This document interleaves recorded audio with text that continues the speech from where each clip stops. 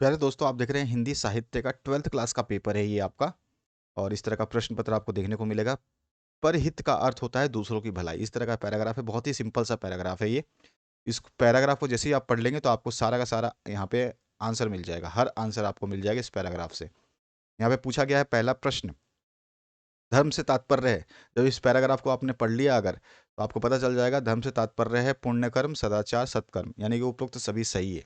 परोपकार, पुण्याय, पापाम, परिपीडनम किसमें से उद्धत है? तो यहाँ लिखा है गीता में कहा गया है। देखिए ये लाइन लिखी गई है तो गीता से उद्धत है, तो यहाँ पे सा ऑप्शन करेक्ट हो जाएगा। परिहित के अंतर्गत नहीं आता। आपको सारे क्वेश्चंस के आंसर यहाँ पे मिल जाएंगे। मनुष्य का परम कर्तव्य नहीं है। इसके बाद जो आपसे पूछा गया परोपकार में समास कौन सा है। नेक्स्ट जो है फिर आपको यहाँ पे काव्यांश दिया गया है। इस कविता को पढ़ने के बाद में फिर से आपको प्रश्नों के उत्तर देने हैं।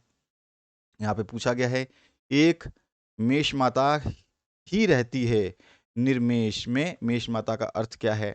और योग्य जन जीता है वहाँ कहाँ की उक्ति है ये आपको बताना है। समर शूर क्रूर नहीं तुम, पंक्ति में समर शूर किसे कहा गया है? सिंह की गोद से छीनता रे शिशु कौन, पंक्ति में सिंह किसका प्रतीक है? जागो फिर एक बार, पंक्ति में कवि किसको जगाने का आह्वान कर रहा है? और इसके बाद में आपके रिक्त स्थानों की पूर्तियां हैं। इसमें वाक्य का अर्थ पढ़ने के साथ साथ साथ सहज समझ आ जाए वहाँ खाली स्थान गुण होता है, वहाँ पे कौन सा गुण होता है? काव्य के रसवादन में बाधा पहुंचाने वाले तत्व क्या कहलाते हैं? काव्य गुण कितने प्रकार के होते हैं? जहाँ काव्यगत चमत्कार शब्द पर नहीं अर्थ पर निर्भर होता है वहाँ पे क्या होता है?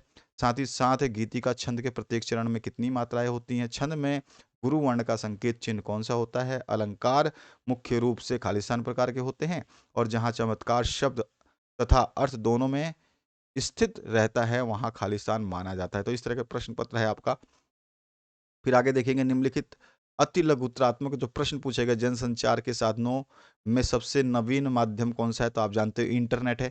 बाकी मैं आपको मॉडल पेपर्स देने वाला हूं आपके हिंदी साहित्य का पूरा कंप्लीट हर विषय का देने वाला हूं, चिंता करने की जरूरत नहीं। हिंदी साहित्य, इंग्लिश साहित्य सबका देने वाला हूं और पूरा का पूरा कंप्लीट सोल्यूशन के साथ दूंगा। तो उसको चेक कर लेना क्योंकि वो बोर्ड परीक्षाओं में आपके आएंगे वहाँ पे। तो ये समाचार लेखन के 6 प्रकार कौन-कौन से होते हैं? ककार होना चाहिए वैसे तो। तो इस तरह से ये सारे के सारे प्रश्न हैं। इसमें खंड ब देखेंगे तो यहाँ पर भी जो प्रश्न पूछे गए हैं वो कुछ इस तरह से हैं। उल्टा पिरामिड शैली की किन्हीं 2 विशेषताओं को स्पष्ट करना है, जबकि ये उल्टा पिरामिड शैली जो है आपका अखबार लेखन में काम आता है। प्रिंट मीडिया का ये एक जो है नमूना है जिसके ऊपर ही चलती है पूरी संसार। और इसके बाद और जो प्रश्न हैं आप देख सकते हैं सारे प्रश्न यहाँ पे दिए गए हैं और इन प्रश्नों को आपको तैयार कर लेना है। खंड स में जो है कुछ क्वेश्चंस अथवा में दिए गए हैं।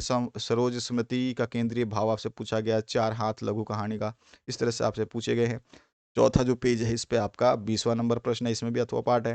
फिर 21वां पार्ट जो है आपका 21वां नंबर द पार्ट में पूछा गया, इसमें भी अथवा क्वेश्चन पूछा गया है। यहाँ पर फिर आपका जो है कठिन काव्यांशों में से निम्नलिखित पठित होना चाहिए। पठित काव्यांशों में से किसी के एक का सप्रसंग व्याख्या करना है। पठित होना चाहिए, कठित नहीं होना चाहिए, कठिन।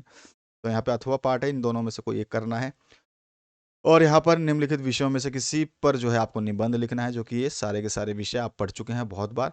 तो इस तरह का प्रश्न पत्र है जो आपको आना चाहिए। आपको ये सारे प्रश्न आने चाहिए, अनिवार्य हैं। तो आप समझिए कि आपकी तैयारी बेहतरीन हो चुकी है। अब आप जो है पेपर देने के लिए तैयार हैं। अगर इस प्रश्नों को भी आप सॉल्व कर देते हैं तो बहुत बड़ी बात होती है। Thank you very much, have a good day.